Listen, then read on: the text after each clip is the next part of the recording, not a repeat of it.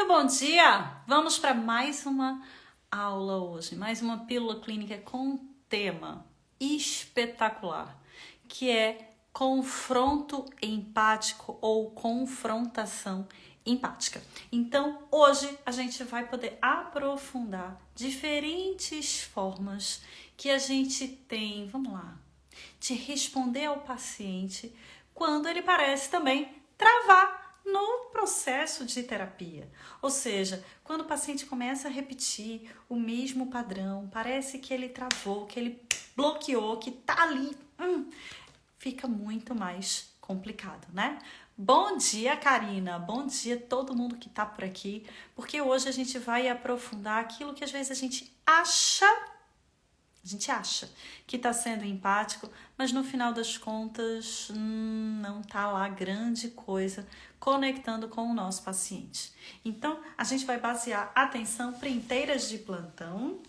A gente vai basear o nosso encontro de hoje neste livro aqui, que foi o mesmo que a gente trabalhou na aula de ontem, que é o Métodos Criativos na Terapia do Esquema. E ele é espetacular, ele teve a tradução para o português no ano passado, né? Então, ele está disponível no Brasil. Aqui em Portugal, a gente acaba tendo que importar do Brasil, se quiser, em língua portuguesa. Então, esse livro é maravilhoso, eu super indico e vale a pena, de verdade. E é aí que a gente vai conseguir perceber uma coisa extremamente importante. Falando agora, pode até parecer óbvio, mas a questão é a armadilha do dia a dia. Porque o nosso paciente, a nossa paciente, não merece uma psicóloga cansada. Não merece uma psicóloga que não está inteira.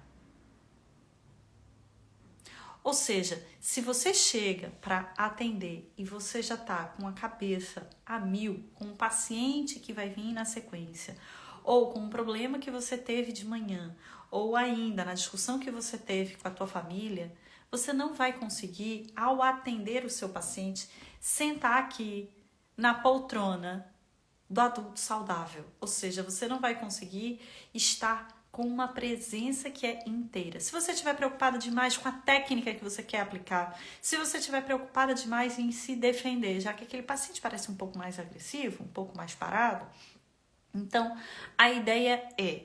E aí é claro que a gente tem aqui uma contribuição fortíssima, por exemplo, da abordagem centrada na pessoa, não é? Que é a abordagem, enfim, que considera ao máximo a postura autêntica, empática, de aceitação incondicional. Só que aqui a gente vai incluir o confronto. Então, o primeiro ponto é: olhe para você mesma, né? Quem é aqui da psicologia, olhe para você mesma, se sinta. Você realmente tem estado inteira nas sessões que você se propõe? Porque você precisa não estar cansada, não estar com sono, não estar reativa, para a sua postura ser de fato uma postura de adulto sólido, de maturidade. Por quê? O paciente, ele vai, isso é certo, é por isso que ele buscou inclusive psicoterapia. Ele vai ter dificuldade em entrar em alguma técnica. Ele vai reagir com raiva, né, de repente, ou com evitação, ou com muita tristeza, ele vai entrar na vulnerabilidade, porque esse é o processo de psicoterapia.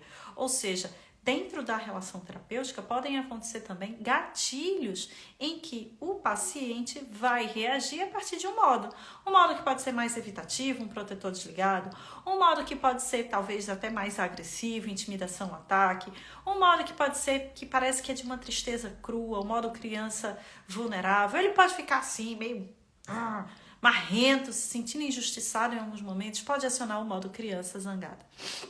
Então, o que a gente precisa perceber é: se eu estou aqui, eu estou cansada, ou eu me sinto atacada pelo paciente, do tipo, ai meu Deus, lá vai esse paciente reclamar disso de novo. Ai, eu não acredito que ele vai ficar chateado porque eu atrasei 5 minutos a sessão. É sinal que você perdeu de vista não só uma postura empática, mas de modo geral a sua postura como adulto saudável. Então, o primeiro ponto Primeiro mesmo, assim, sabe? Top one, para a gente conseguir fazer uma belíssima confrontação empática, é que a gente esteja na nossa cadeira de adulto saudável, de maturidade, de presença.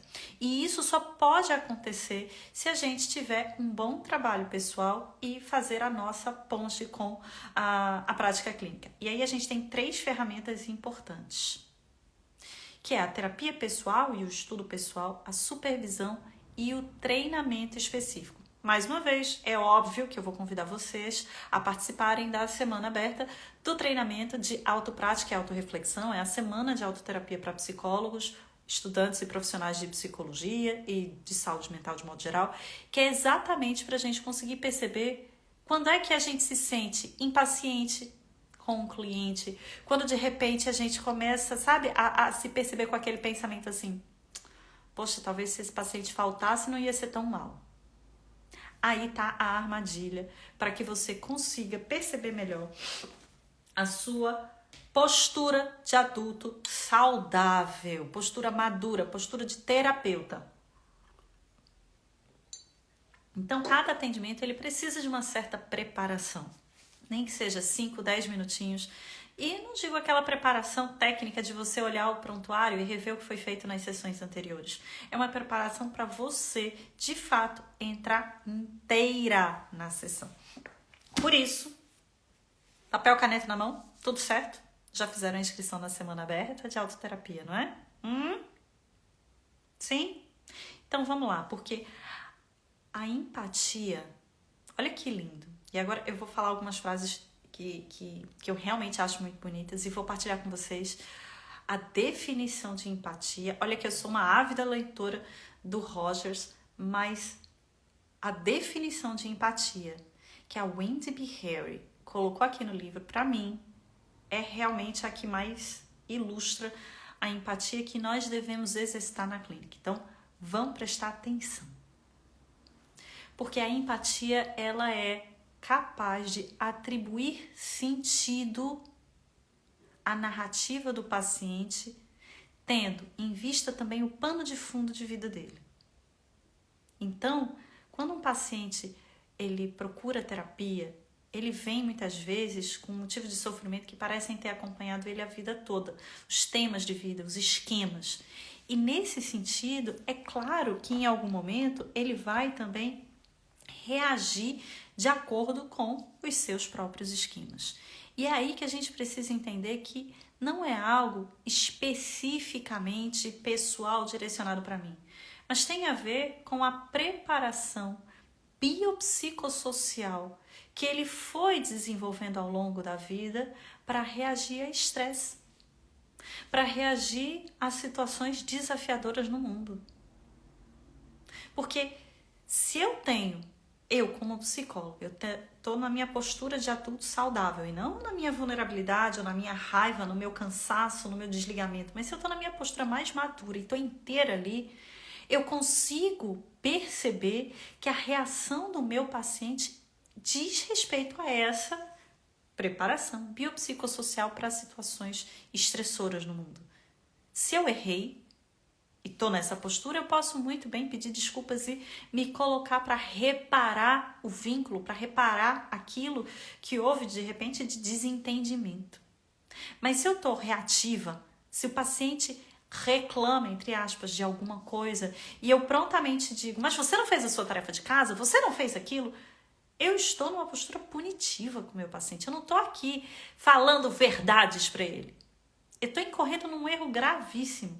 Então, quando a gente vai falar com o nosso paciente, a gente vai, inclusive, colocar as cartas na mesa, trazer à tona algum tipo de dilema, ou, inclusive, algum ponto que ele parece estar falhando, a gente precisa, sim, antes de tudo e qualquer coisa, nessa postura saudável, atribuir sentido ao que o paciente tem demonstrado para mim. Mas não é só atribuir sentido no sentido de que, isso não é pessoal, mas é entender aquele funcionamento dentro da história de vida dele. Então, a boa empatia clínica é um dos nossos testes. Será que eu estou sendo empática mesmo? A empatia atribui sentido à narrativa do paciente, não só para aquilo que ele diz naquele momento, mas especialmente como pano de fundo através da história de vida dele. E eu quero partilhar com vocês, papel e caneta na mão, eu vou ler devagarzinho, porque essa é a melhor definição de empatia que eu li nesses últimos tempos. E tá aqui nesse livro que eu mostrei no início, Métodos Criativos na Terapia do Esquema, e é uma definição que a Wendy B. Harry relata na página 243. Quem tiver o livro depois pode dar uma olhadinha. Eu vou falar agora, eu vou tentar falar um pouquinho devagar, e quem puder anotar e colocar aqui no chat já ajuda também as colegas e os colegas.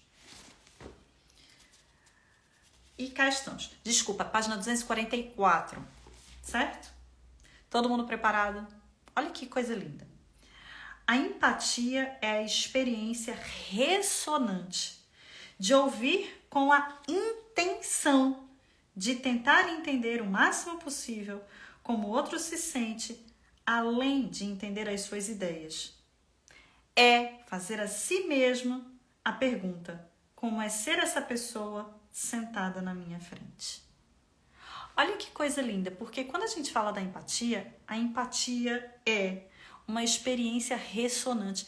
O que o paciente fala também ressoa em nós, também nos toca profundamente, além daquilo que ele está explicando, além do aspecto cognitivo. Mas eu escuto, veja que bonito, eu escuto com intenção. Então a gente consegue superar, nossa, atenção que agora, acho que agora é o meu modo crítico falando aqui, né?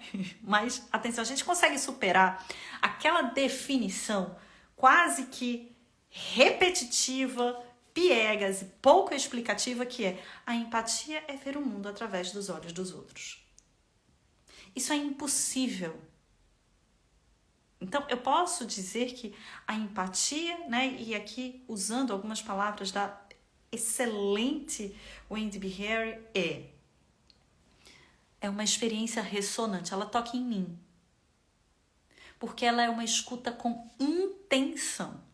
É uma escuta intencional de compreender da maneira mais completa possível a outra pessoa, não só o que ela diz, as ideias dela, mas como ela se sente, é entender essa trajetória de vida que culmina na pergunta: como é ser essa pessoa sentada na minha frente?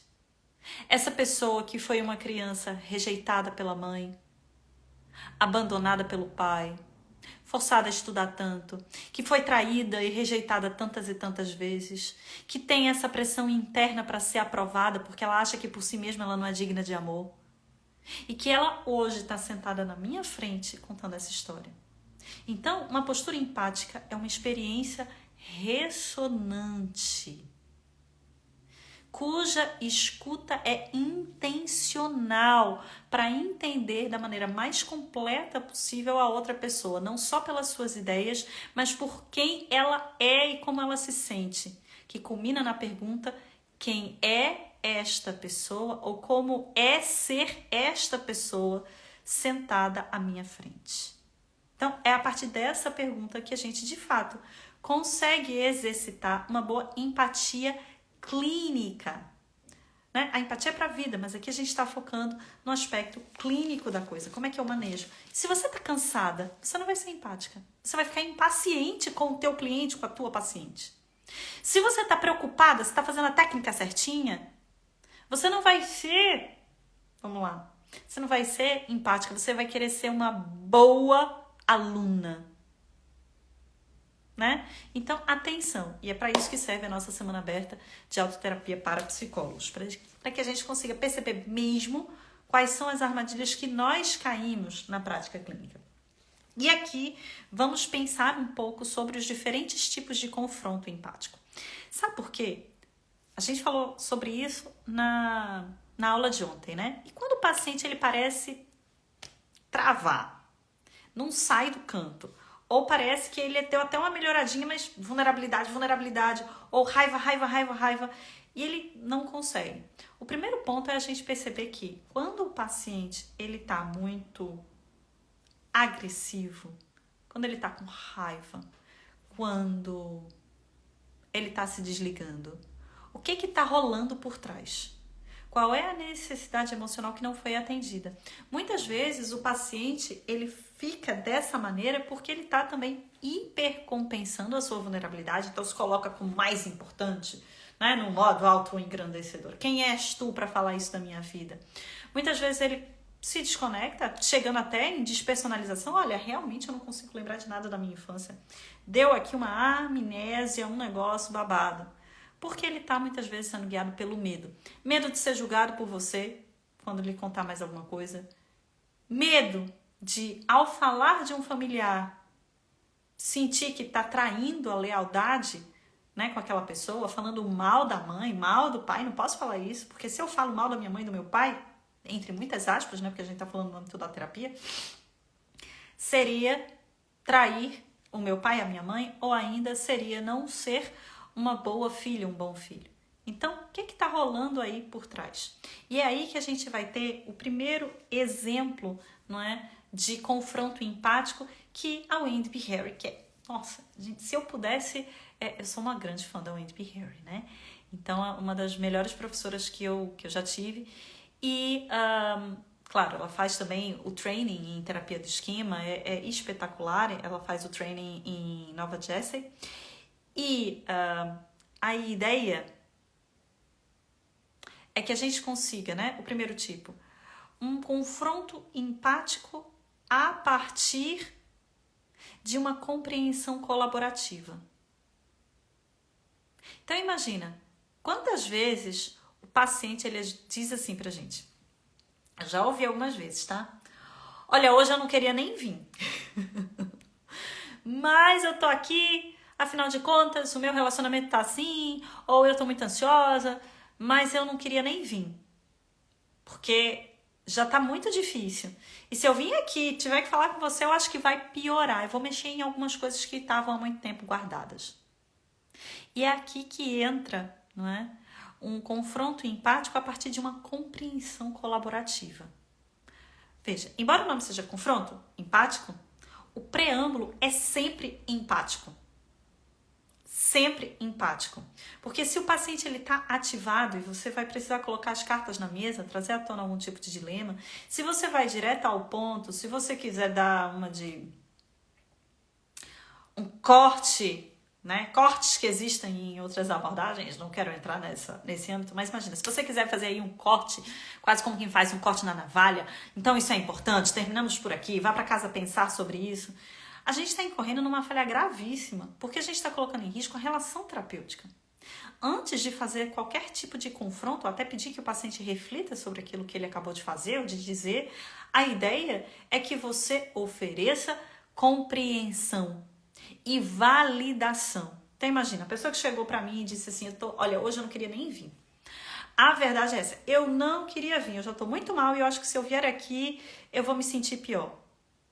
O confronto empático, ele começa pela compreensão e validação. Vamos ao meu nome fictício, eterno, das minhas pacientes, que são, então, todas Maria, né? Então, Maria, eu consigo me conectar com você e sentir o quão desconfortável ou, inclusive, o quão ameaçador pode ser vir à terapia quando você já está mal e se sente sobrecarregada. Essa também foi a história da tua vida, não é? De quantas vezes você já tentou partilhar situações dolorosas com tais e tais e tais pessoas e no final das contas, o que elas responderam para você foi que a culpa era sua. Que se isso aconteceu foi porque você fez algo errado. Mas, e aqui, né, esse advérbio, ele é importante, né? Mas, entretanto, contudo, ao mesmo tempo, eu digo para ela, eu não sou assim. Você está comigo. E eu jamais perceberia que essa sobrecarga que você tem sentido hoje é culpa sua. Eu estou aqui exatamente para te ajudar a perceber melhor o que está acontecendo. Então veja, quando a gente fala de confronto empático, Não é fugir, fingir que nada acontece, ou simplesmente dar uma psicoeducação e dizer, às vezes a terapia é assim mesmo. Não. O confronto empático, ele começa com uma belíssima dose de compreensão e validação. Eu consigo entender o teu medo. Eu consigo perceber o teu receio. Afinal, muitas vezes, essa foi a história da tua vida. Das vezes que você quis partilhar algo importante, a resposta que você teve foi uma resposta muito difícil. Quase como se aquilo que você estivesse passando de difícil na tua vida fosse culpa tua. Mas aqui, comigo, é diferente. Então veja, eu consigo me conectar com aquela pessoa, com o sentimento dela, e ao mesmo tempo eu trago aqui segurança para o vínculo. Note, qual é a necessidade daquela pessoa quando ela diz que está com medo de fazer uma partilha com você. O confronto empático, ele não é só trazer verdades, fazer o paciente pensar, refletir, não sei o quê.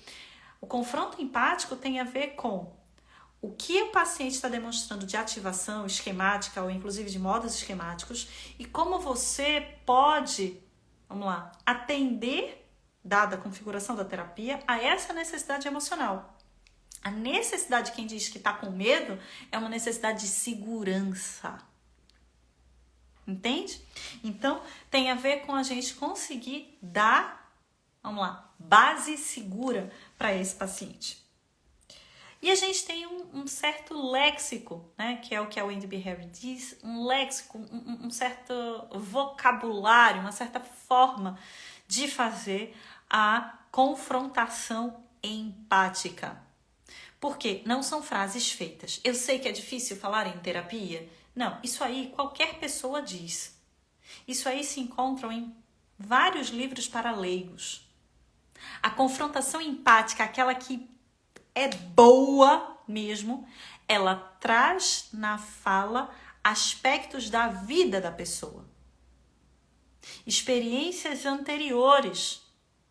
Por exemplo, quando eu acabei de fazer aqui, né, dar esse exemplo do confronto empático, da pessoa que estava com medo de partilhar alguma coisa, e eu vou lá e digo para ela, né, eu entendo, a vida toda foi assim, porque quando você quis partilhar algo doloroso, olha, com a sua mãe, com o teu pai, com a tua irmã, com a professora, com o teu marido, né, veja, a resposta que você teve foi difícil. Então a confrontação empática, ela não é não é uma frase feita, tem a ver com aspectos da vida, experiências marcantes da vida daquela pessoa que a gente consegue conectar. Então ela sente, mesmo no confronto, que olha, você ouviu aquela partilha anterior, você respeitou aquilo e você entende que então aquele medo, veja, é essa preparação biopsicossocial para uma situação ameaçadora. E claro que aí quando ela diz, para que eu vou contar isso?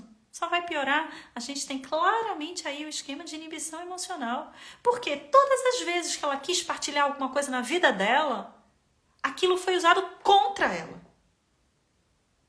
E isso não é verdadeiro dentro da psicoterapia. Porque a nossa intenção é de compreender, validar e facilitar as mudanças que são necessárias. E é claro que um outro ponto aqui, e que, né, é baseado no capítulo da Wendy B. Harry, no livro este aqui, quem chegou agora, este livro aqui, Métodos Criativos na Terapia do Esquema, que é a diferença, né, quando o paciente quer dizer alguma coisa e a intenção dele é uma e o impacto daquilo que ele diz é outra. Vou dar um exemplo, certo? Um exemplo de, imagine a seguinte cena. O seu paciente chega para você se queixando, né? Que, eu não sei o que é, a minha filha é muito difícil, o meu filho é muito difícil. Ele comprou um carro, mas foi um carro usado. E eu logo pensei, que absurdo, ele comprou esse carro usado, vai ser uma dor de cabeça. Eu tentei falar com ele, mas ele não me escuta. E aí, veja que coisa, né? Porque se a gente consegue dar um zoom out, a gente consegue, assim, ver essa cena com mais distância.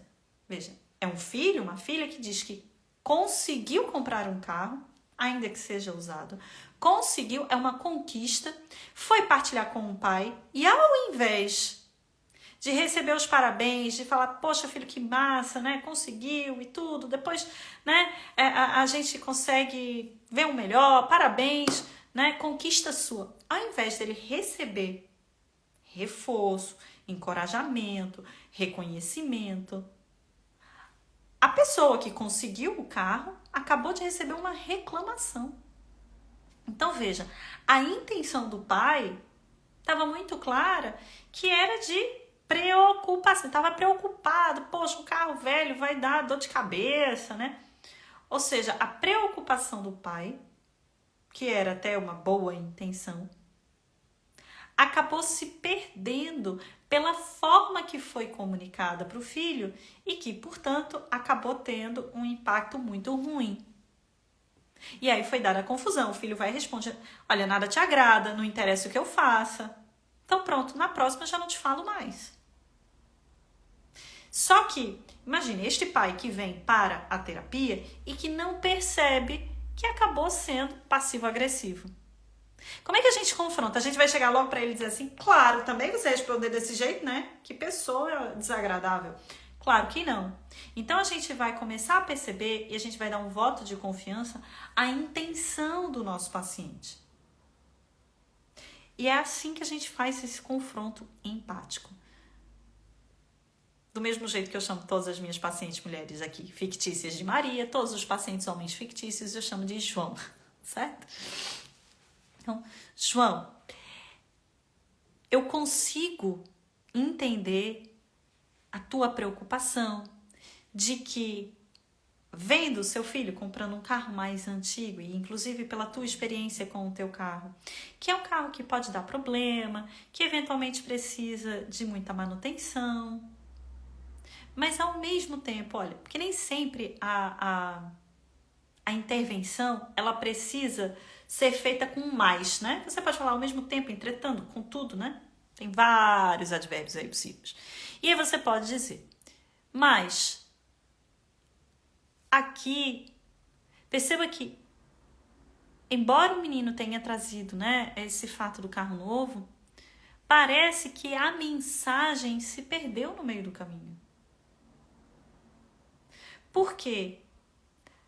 É quase como se a tua preocupação de que o carro fosse dar problema ofuscou ou apagou, escanteou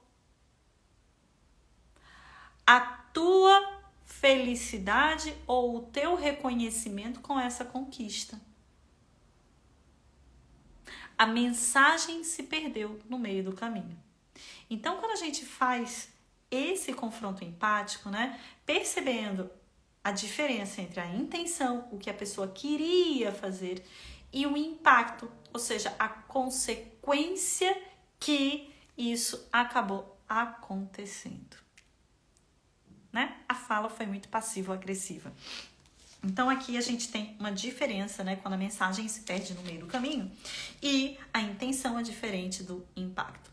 E para a gente finalizar a nossa aula de hoje, a gente tem outros tipos, mas vamos pensar então quando o modo evitativo, o modo protetor desligado, ele aparece com muita força.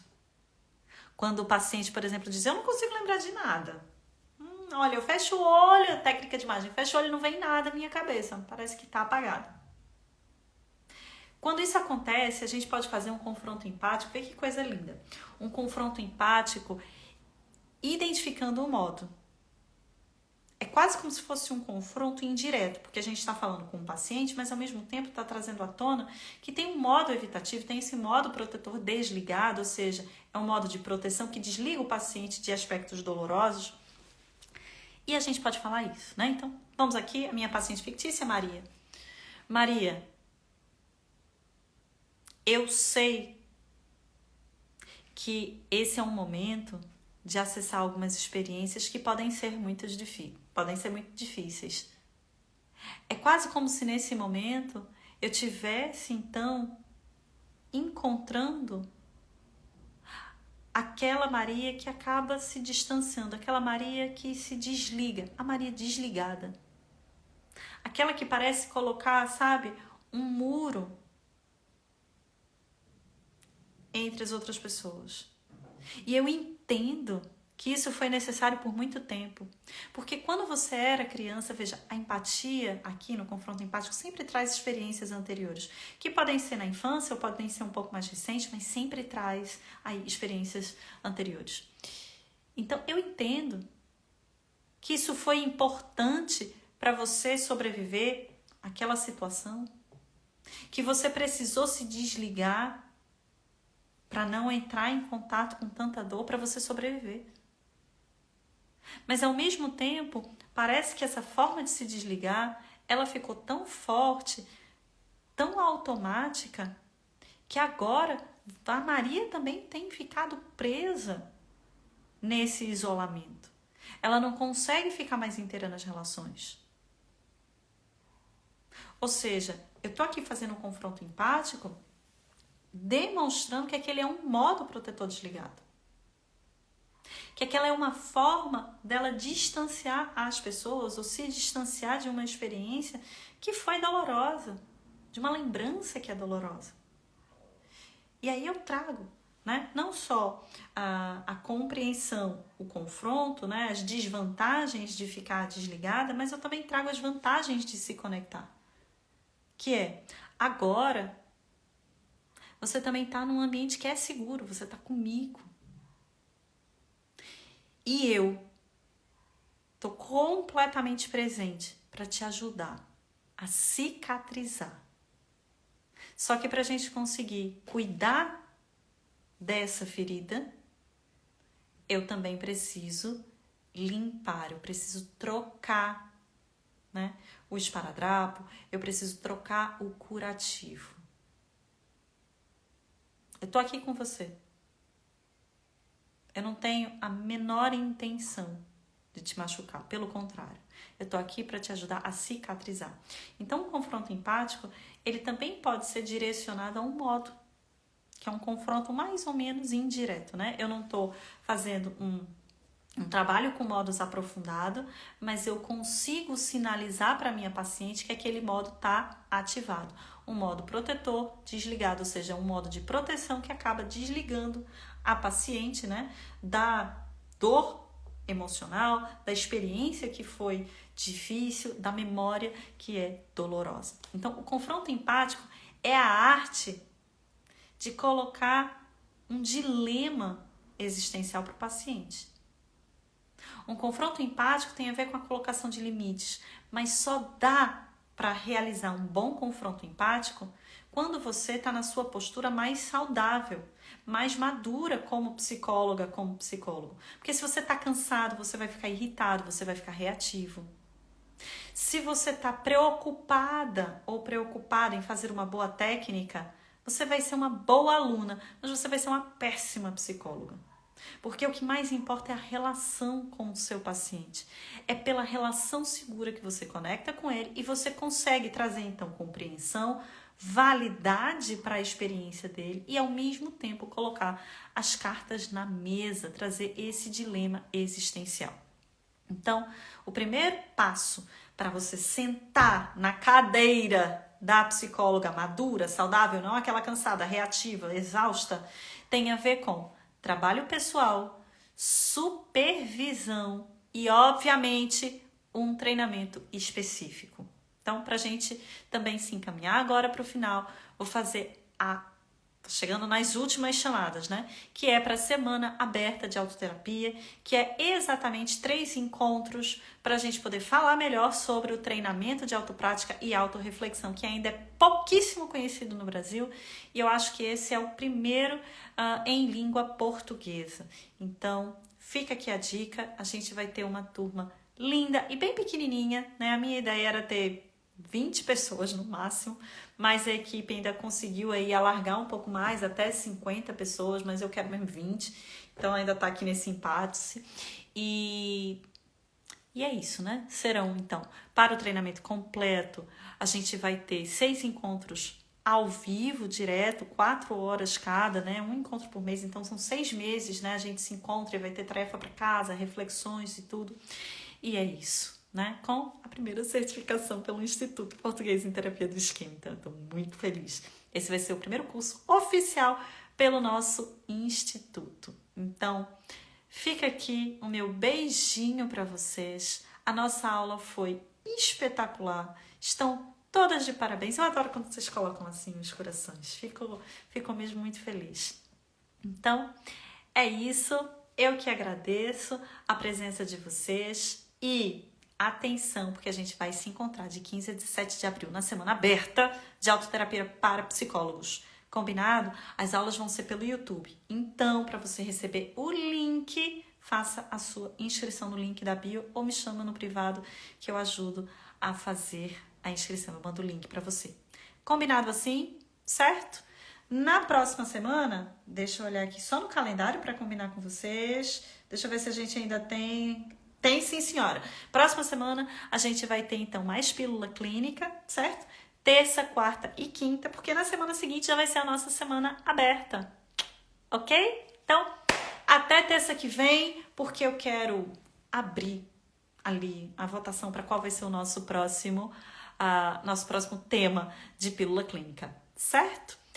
Sim, estudantes e profissionais de psicologia e psiquiatria, profissionais de saúde mental podem e devem fazer a semana de autoterapia e, obviamente, o treinamento completo. Então, Camila, você é muito bem-vinda. Pode e deve. O quanto antes fizer, melhor, né? Mais bem preparada você vai estar.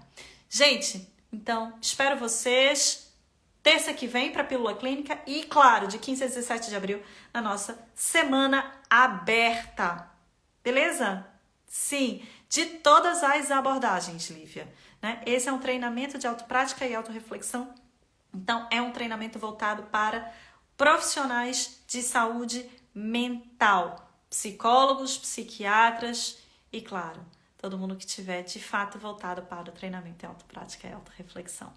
Então, beijinho e espero vocês terça que vem, certo? Então tá, beijinho.